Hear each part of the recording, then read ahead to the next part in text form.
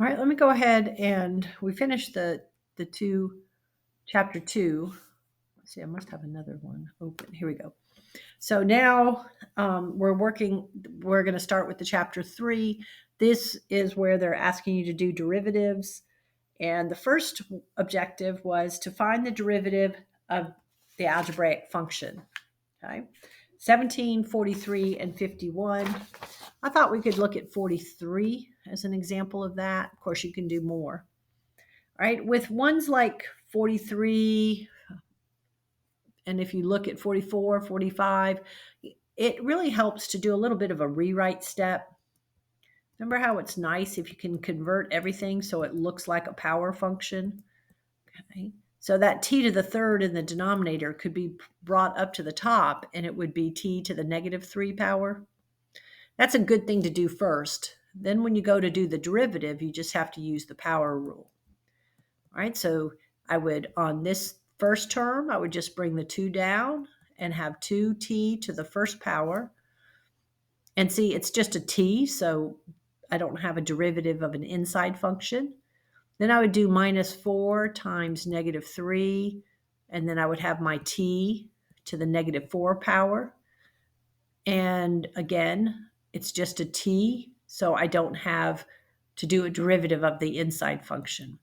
So I wind up with a 2t, and then this negative and that negative becomes plus 12 with a t to the negative 4 power. Now, we usually let you, I'm not sure what it's going to be on I should have checked this on the final exam. But if you get one like this during class, we normally accepted that as a final answer, but you also could do that factoring step where you take out the lowest exponent, okay? Maybe take the 2 out as well, that's common, and then you would need t to the 5th power so that after you multiply those 2 and add those exponents, you get a t to the 1st, and then plus 6 there. And then you could rewrite it with the 2 and the t to the 5th plus 6 on top and the t to the 4th on the bottom. These two things are actually both correct. So I do worry about that on the multiple choice test, making sure you can find the answer. All right, let's go and see some more they're asking us to do. So another one they asked was 51. I won't finish that except for the rewrite step. Don't forget to change your radicals into exponential notation, then do the derivative. Okay. All right. Now this one was doing derivative of sine, cosine, and natural exponential functions. So why don't we go ahead? 25, 53, and 57 were examples they suggested we look at. Why don't we do a couple of these? Let's do 25. All right, it's already written as nicely as we can get it. I'm going to do the derivative. Okay, so when I do the derivative of e, I get e. But if that had been something other than an x, if that had been like a 3x or an x squared, I would have to have done the derivative of this function.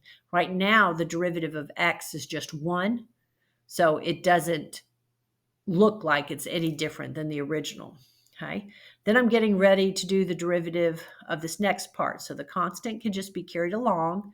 The derivative of sine is cosine. Okay, so that's it. 1/2 e to the x minus 3 cosine x, and I'm finished.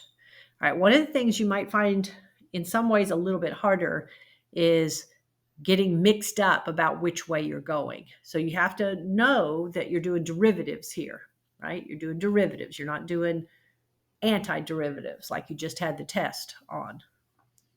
Okay. All right. Here's another one from that. This was still finding the derivative for the transcendental functions. Let's go ahead and do 53. Okay. So if we were doing 53, we would rewrite first. We would rewrite that first term as 6x to the 1/2 power and then leave this alone. And then when we do the derivative of it, since it's a plus, we can do term by term derivatives. And that first term would become 6 times 1/2 x to the negative 1/2, because it's just a kind of a power rule function. Then here, I'm going to bring my constant down. And when I do the derivative of cosine, I'm going to get a negative sine x. Okay, so this becomes 3, and that's an x to the negative 1/2. So I'm going to put it in the denominator and write it as 3 over the square root of x. Then plus 5, but then times a negative would be minus 5 sine x. And then that would be my end result. Okay.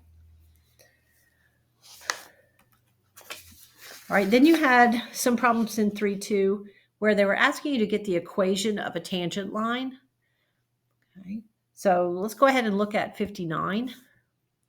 So equation of the tangent line. So we're going to need the slope, okay, and that's where the derivative comes in. Derivative is associated with the slope of the tangent line to the curve, okay? So I'm going to come in and do the derivative of the function I'm given. That gives me negative 8x to the third plus 10x. Okay, so that's the general formula for slope. But see, that would give you the slope anywhere on the f function. I want to know what the slope is at that point. Okay, so what I'm going to now do is do f prime at 1. I'm going to plug a 1 in for the x. Watch your order of operations. And that would be a 1 cubed is 1 times negative 8 plus 10 times 1. I would get 2. All right, that's the slope of the line. So at the point 1, 0, the slope of the line would be 2. And so now I'm back to a math, actually 98 question, and I just have to write the equation of the line. So I'm going to use this formula. You can also use mx plus b. Oops, I meant to do it in general. And so I get y minus 0 equals 2 times x minus 1. Clean it up a little bit. And there is the equation of the tangent line. Okay, so tangent line, the slope of it is what a derivative really is defined to be. And then because our original function is not a line, the first derivative of it turns out to be a formula involving x rather than just a number like you get for slopes of lines. And that formula would allow you to get the slope anywhere on that curve. And I want to be right here at that point. So that's why I plugged in 1 into the first derivative. Okay. All right, let me go a little bit further on this one. Okay. So I'll go ahead and look at 3.3, and then I think I better stop the video and I'll do the others in another video. Okay.